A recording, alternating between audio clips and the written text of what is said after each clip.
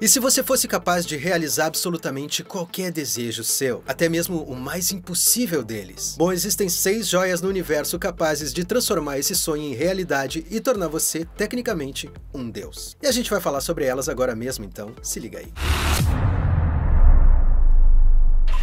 Oi, eu sou Gustavo Cunha e como muitos inscritos aqui do canal pediram um vídeo sobre isso, hoje nós vamos falar sobre as joias do infinito. Aqueles pequenos objetos de cobiça que estão sendo apresentados desde os primeiríssimos filmes da Marvel nos cinemas. Nós todos sabemos que elas vão ser importantíssimas no próximo filme dos Vingadores, Guerra Infinita, que vai ser dividido em 2 partes e estreia em 2018. Até aí tudo bem, mas afinal de contas, o que são as joias do infinito? Bom, basicamente elas são a representação de todo o poder do universo dividido em 6 receptáculos, por assim dizer. Cada uma dessas joias controla um aspecto da existência, o tempo, o espaço, a dimensão espiritual e assim por diante. E a origem dessas joias é diferente nos quadrinhos e no universo cinematográfico da Marvel.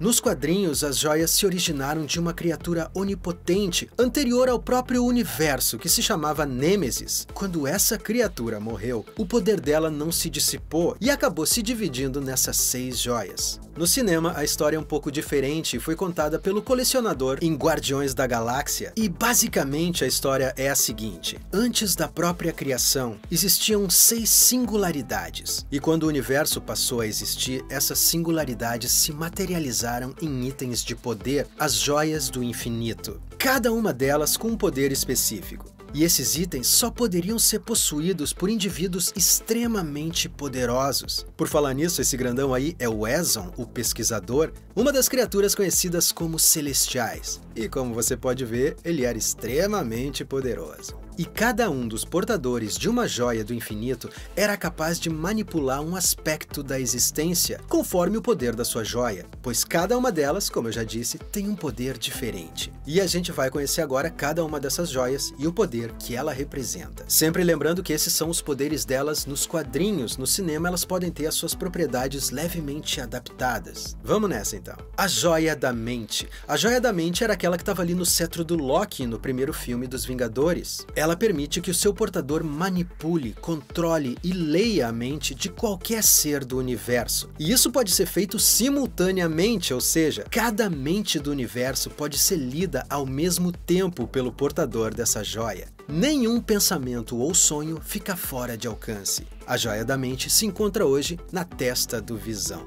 A joia da realidade, que a gente conheceu como o Éter em Thor, o Mundo Sombrio. Como o próprio nome diz, essa joia manipula a realidade. Ela anula qualquer lei da física e constrói uma realidade diferente dependendo do desejo do seu portador. Qualquer tipo de realidade que o portador possa imaginar passa a existir. Ou eu, por exemplo, imaginaria uma realidade na qual você estaria me dando um like e se inscrevendo no canal nesse exato momento. A joia da realidade foi entregue pela Lady Sif ao colecionador. A joia do poder. Essa joia apareceu em Guardiões da Galáxia e garante ao seu portador o poder ilimitado, energia ilimitada. Ela provê esse poder absorvendo toda a energia que já existiu, existe ou que um dia vai existir no universo. Além disso, o portador dessa joia adquire uma força sobre-humana. Ele se torna praticamente imbatível ali na hora do mano a mano. E é essa joia que turbina o poder de todas as outras joias quando elas estão próximas. Atualmente, ela está aos cuidados da Tropa Nova em Xandar. A joia do espaço, que a gente conheceu na forma do Tesseract, é a joia que permite ao seu portador o acesso a qualquer lugar no espaço instantaneamente, além de permitir que esse usuário possa estar em vários lugares ao mesmo tempo. Essa joia está atualmente em Asgard. E nos restam as 2 últimas joias que ainda não apareceram no cinema. A joia do tempo, que permite ao seu portador acelerar, congelar ou voltar a qualquer momento no tempo. Essa joia permite que o seu usuário prenda os seus inimigos em loops temporais, ou seja, eles passam a viver um determinado momento que fica se repetindo eternamente. Como naquele filme do Bill Murray, Feitiço do Tempo, lembrem que era sempre o dia da marmota. Além disso, o portador dessa joia pode rejuvenescer e ter sempre a mesma idade, sem precisar nem usar os produtos Jequiti. E por fim, a joia da alma, que permite ao seu portador ter o controle sobre todas as almas do universo, até mesmo as almas dos mortos. Ele pode pode ver cada espírito da existência e também pode manipular e até roubar qualquer alma e aprisioná-la se ele quiser. Essa é a joia que tem o poder mais místico, espiritual. E se separadas, essas joias têm todo esse poder. Imagina se alguém conseguisse inventar uma forma de usá-las todas juntas ao mesmo tempo. Bom, alguém conseguiu isso e esse alguém é ninguém mais, ninguém menos do que o nosso queridíssimo Thanos, o Titã Louco. O Thanos tem a manopla do infinito. Mas o que é uma manopla? O que é uma manopla? Manopla. Luva de ferro que protegia os gladiadores e que passou a integrar as armaduras de guerra.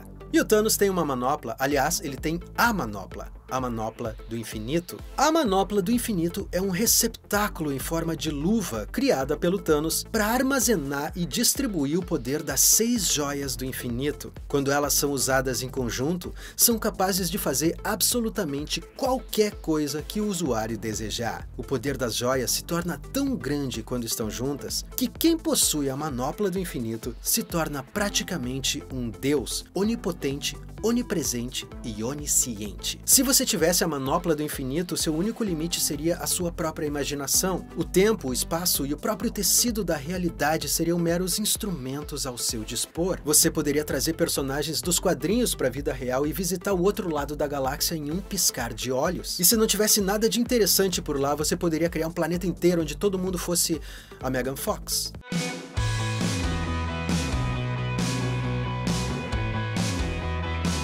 Agora você entendeu, né? Pois é, a manopla do infinito concede poder absoluto, sem restrições. Mas existe um motivo especial para que o Thanos queira tanto as joias do infinito, para que ele tenha criado a manopla do infinito. Em uma palavra, amor.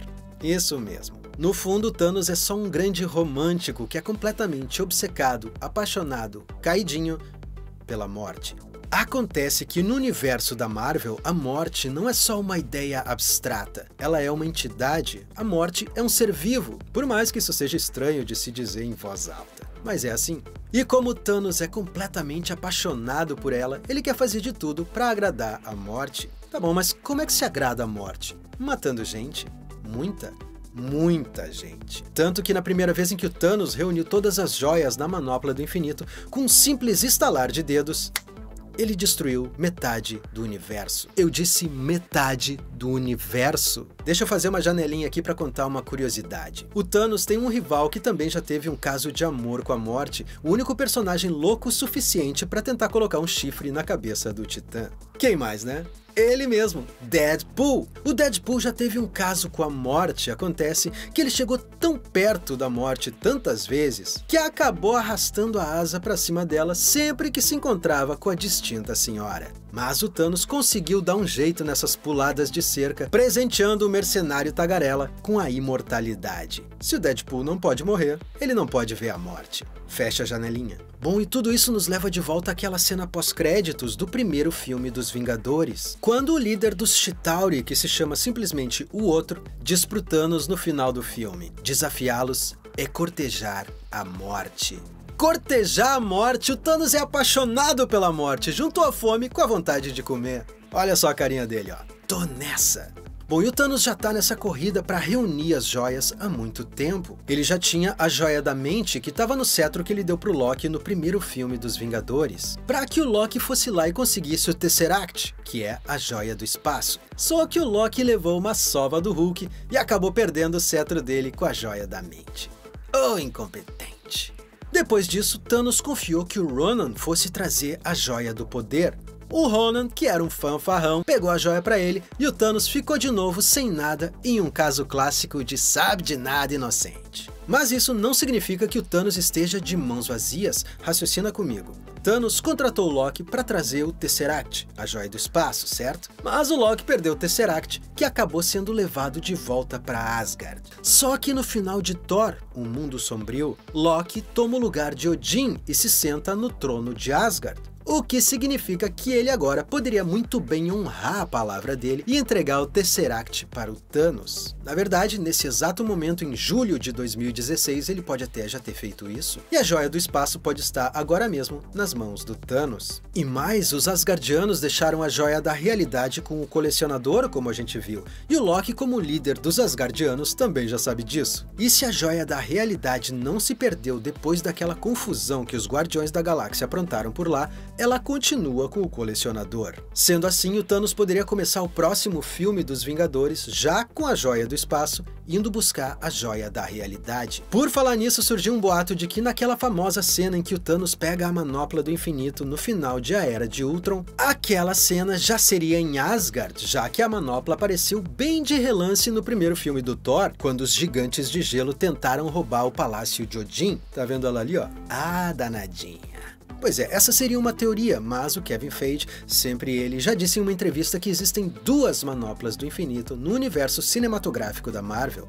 Há duas manoplas diferentes, não é o cofre de Odin que você vê ao final. Se ele tá dizendo, quem sou eu para dizer que não, né? E ainda restam duas joias do infinito que não deram as caras no cinema, a Joia do Tempo e a Joia da Alma. Uma delas, segundo o próprio Kevin Feige, vai aparecer no filme do Doutor Estranho, e ela seria o Olho de Agamotto. Pelo que ele deu a entender, essa joia seria a Joia do Tempo. Ó, só para registrar aqui, eu nunca sei a pronúncia certa do nome dele, se é Kevin Feige ou Kevin Feige, então se você souber como é que se pronuncia o nome desse senhor, por favor, você coloque aqui nos comentários para não errar mais, certo? Muita gente estranhou quando a Joia do Tempo foi anunciada pelo Kevin em Doutor Estranho. Como a gente viu agora há pouco, a Joia da Alma teria muito mais a ver com o Olho de Agamotto, porque o Olho de Agamotto revela ilusões, pode rastrear entidades físicas e etéreas, pode sondar as mentes e outras coisas também. Ele exerce influência sobre seres místicos, como demônios e habitantes de outras dimensões, tudo que tem a ver com o universo das almas, dos espíritos, por assim dizer.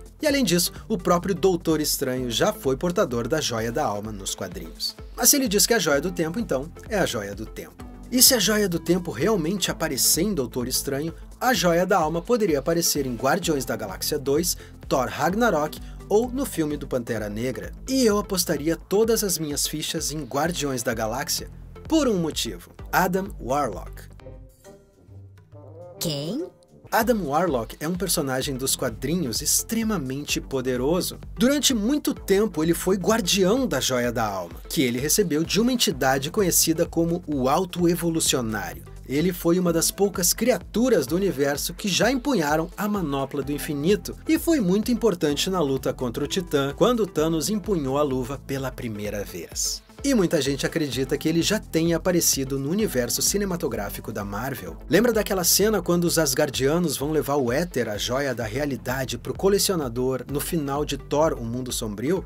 Dá uma olhada nesse casulo aí. Acontece que uma das características do Adam Warlock é justamente criar um casulo para se regenerar, se curar, quando ele fica mortalmente ferido. Muita gente disse que esse destaque todo para esse casulo aí só poderia significar que esse é o casulo de Adam Warlock. Pulando de Thor para os Guardiões da Galáxia, lembra da cena final com Howard, o pato? Pois é, todo mundo ficou olhando para o Howard de boca aberta, inclusive eu. O que a gente não viu foi isso aqui.